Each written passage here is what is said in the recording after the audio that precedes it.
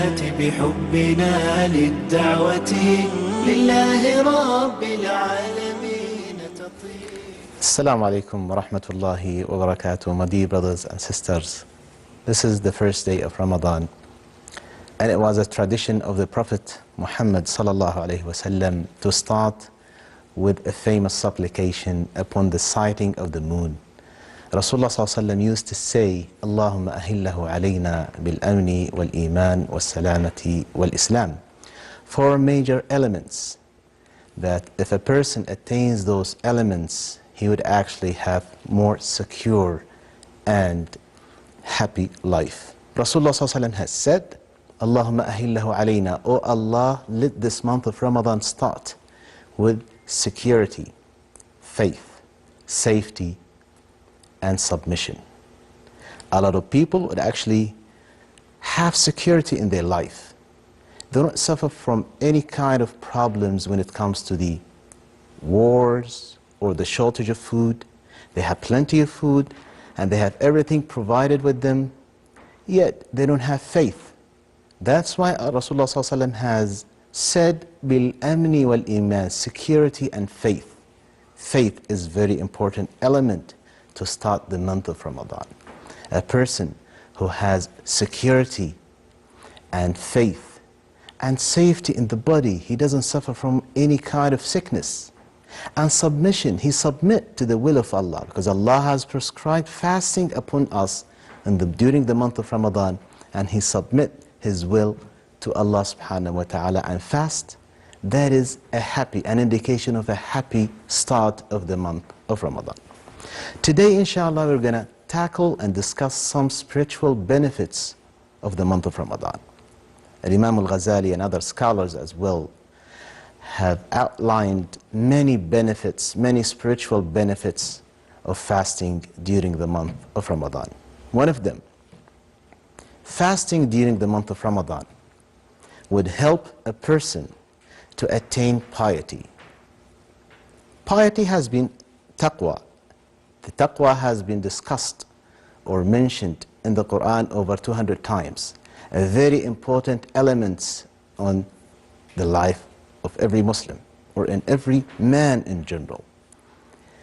A person who fasts attains taqwa automatically, because fasting would actually provide you with self-awareness and supervision.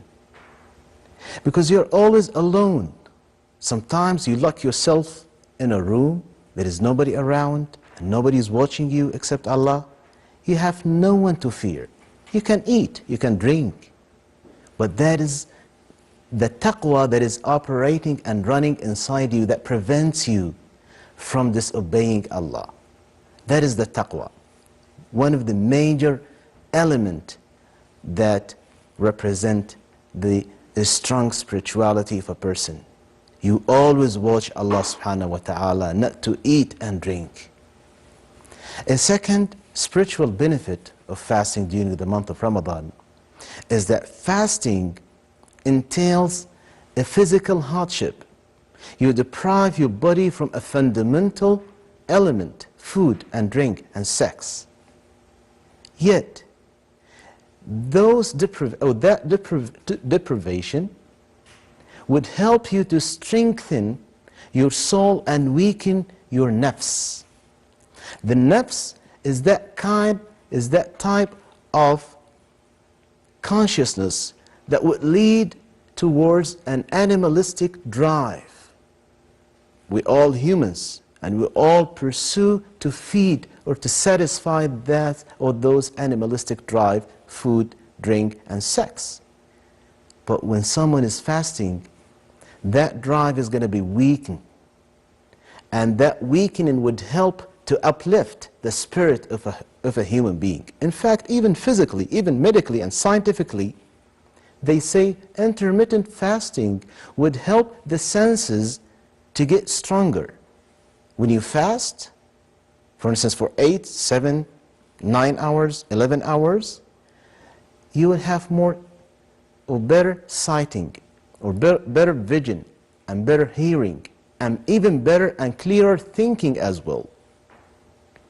That kind of weakened nafs would actually deprive you to pursue those, let's say, evils and sins. It is evident that when you have someone who is very sick, very weakened body, he won't actually go and pursue the animalistic drive like sex or food and drive, because his body is so weak. And likewise, a person who is so hungry and so thirsty, he won't actually drive himself. His major pursuit is to go and find food. Even the brain is automatically programmed when someone is hungry or thirsty to go and ask the body to provide it with more water or with food. Another element that is believed to be a very major benefit of fasting on the spirit is that if a person fasts from dawn to sunset, or from, let's say, 7-hour window or 8-hour window or 11-hour window, the body would be able to do what is known to be a natural detox. The body will actually reset or reboot. And that kind of reboot is a major factor in the human's cell repairs and the human also body reset. In the past, people used to feel hunger or to feel hungry quite often.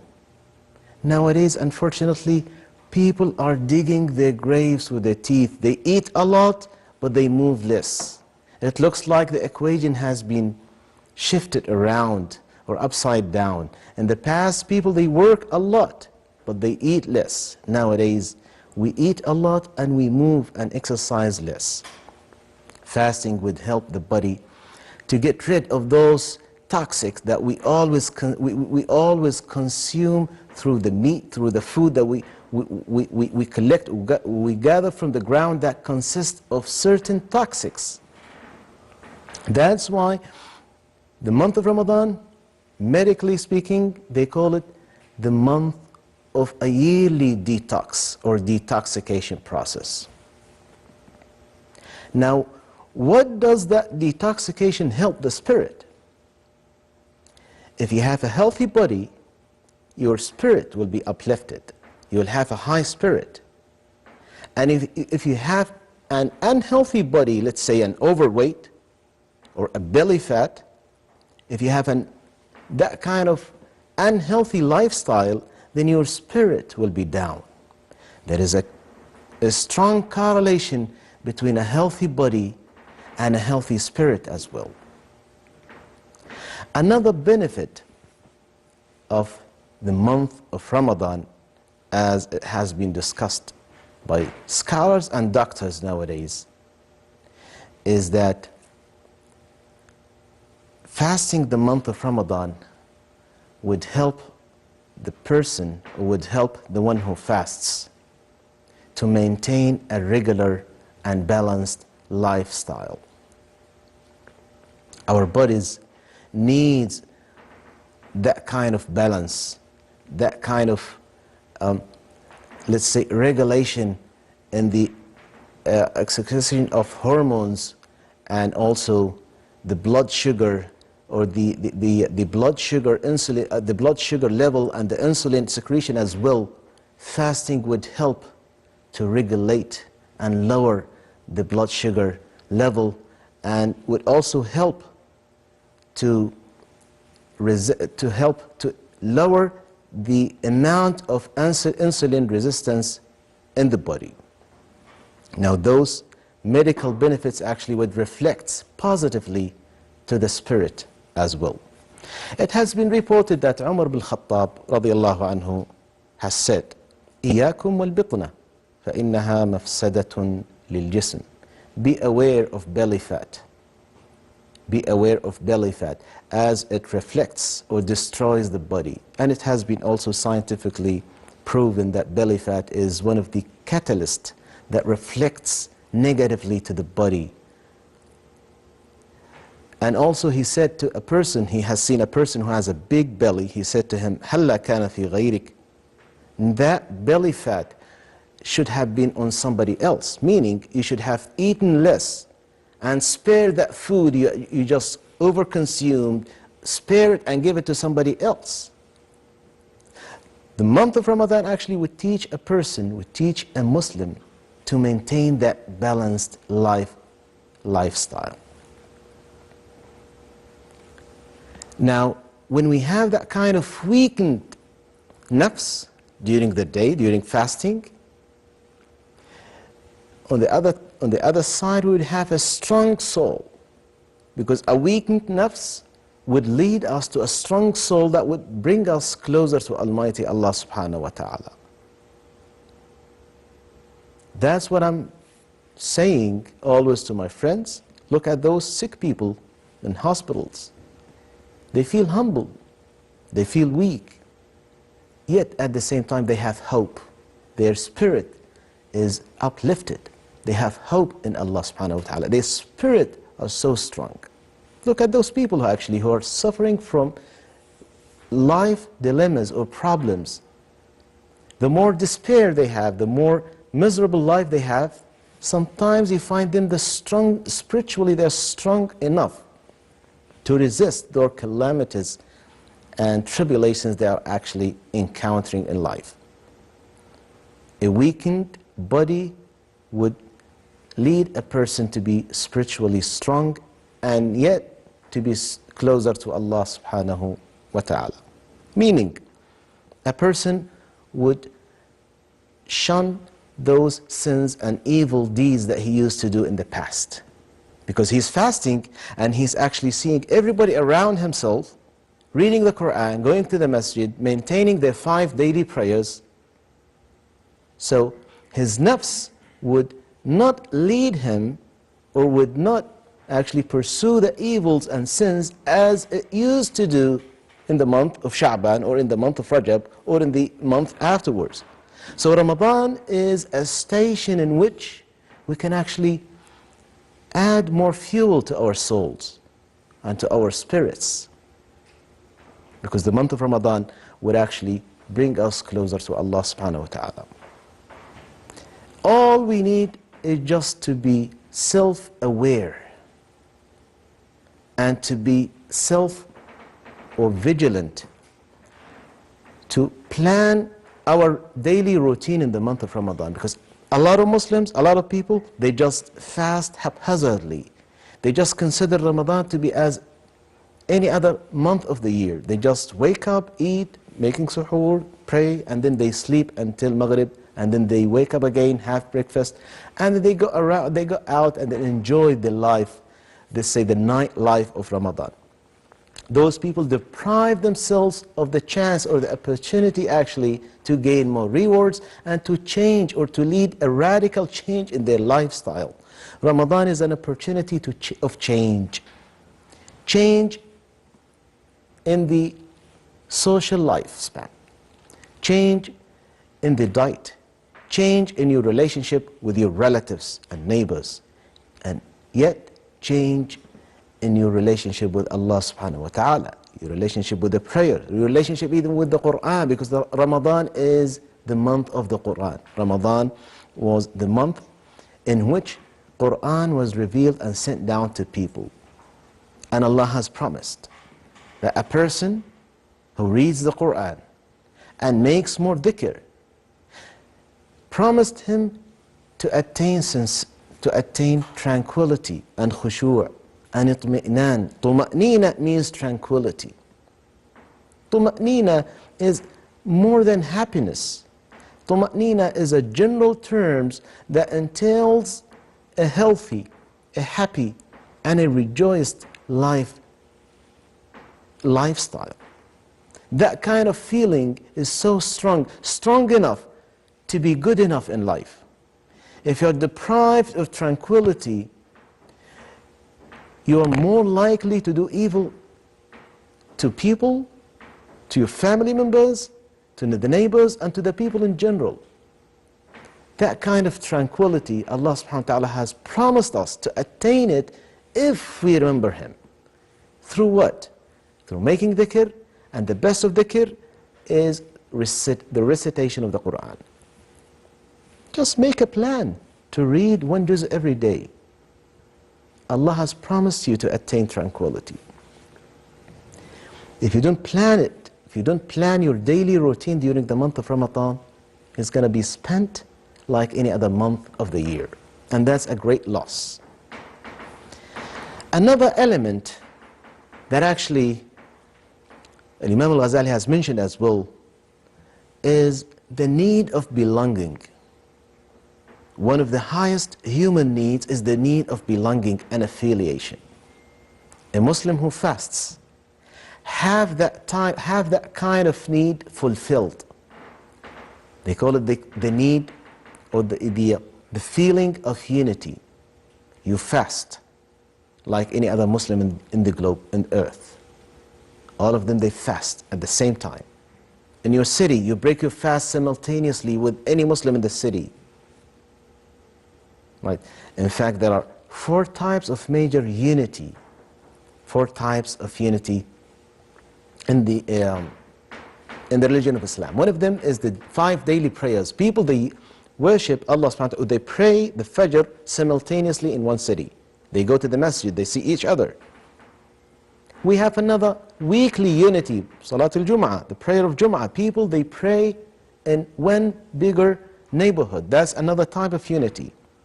Now we have the Eidain, Eid al-Fitr and Eid al-Adha. That is a larger scale of unity. People from all the city or from a number of districts, they come together and they pray Eid al-Adha and Eid al-Fitr. And also we have an international unity for the Muslims. They all gather, not all, but millions of people, they gather on the land of Mecca to perform Hajj. That's even a larger scale of unity, physical unity. Now when it comes to the month of Ramadan, we have an emotional unity. Now you see millions and actually 1.5 billion of people, they fast this month simultaneously. Yes, some of them will actually start day different from the others. Others will break their fast different from the others, but in the sense, the same month, they all enjoy that kind of belonging. They belong to the same religion, and they belong to the same category. Muslims who are fasting the month of Ramadan. A great ni'mah of Allah Azza wa Jal that has prescribed fasting to us in order to attain piety and in order to detox our body from the toxics that we always consume on a daily basis from the food that we are gathering. My advice to you, my brothers and sisters, is to seize the opportunity during the month of Ramadan and promise yourself to change. Now, take a paper and write down the bad stuff that you think you always do before the month of Ramadan. Make a target, certain targets that you can fulfill by the end of the month. Plan it. Try to seize the opportunity to lead a healthy lifestyle, a healthy social lifestyle as well, a healthy spiritual lifestyle, a healthy connection with the masjid, a healthy connection with the Quran, a healthy connection with your parents, visit them, and also a healthy connection with your family members. Usually the family, they sit down together to have the breakfast and suhoor. What do you do during those times? And seize the opportunity to educate your kids, to be a good example actually, to be a good example for your kids and wives. Once you become a good example during the month of Ramadan, you will lead your kids by example. Your wife would follow you. Your kids would follow you. Just plan that month properly so you can actually get the most out of it. Now there are heaps and a lot of ahadith that actually mention the spiritual benefits of the month of Ramadan. The last point that I'm going to mention here is that the month of Ramadan is the month of empathy. The month of empathy. Definitely you will feel hungry or you'll feel thirsty at any time of the day. Those moments of hunger and thirst would remind you of those people who are actually suffering from famine, those people who are suffering from wars, those people who have been displaced from the countries due to political disputes.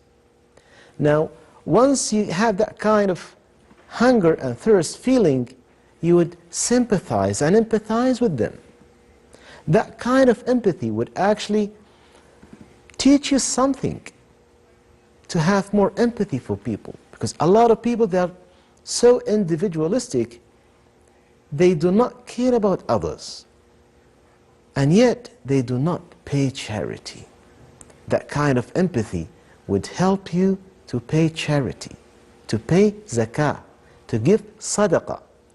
And Rasulullah ﷺ has said, مَا نَقَصَ مَالٌ مِّن صَدَقَةٍ. Paying charity would never decrease your wealth. In fact, it would increase it. Increase it when it comes to barakah, the blessing. Increase it when it comes to the reward of Allah Azza wa Jal that He has promised you. Rasulullah ﷺ used to be so generous all year round, but specifically during the month of Ramadan, He used to pay sadaqat and give sadaqat as if He is so wealthy that never fears poverty at all. So if we pay more sadaqah, that would reflect on our spirit as well. The more you give, the better feeling you have. If you are more benevolent during the month of Ramadan, Allah subhanahu wa ta'ala will provide you with tranquility and benevolence inside your heart. Do not forget the poor people. Until we meet you inshallah next time, we come to conclude our episode for today. This is Muhammad al-Maliki. Wassalamu alaikum wa rahmatullahi wa barakatuh. See you inshallah. طيب الحياة بحبنا للدعوة لله رب العالمين تطيب نسعد قلوبا بالهداية والتقى ونرطريق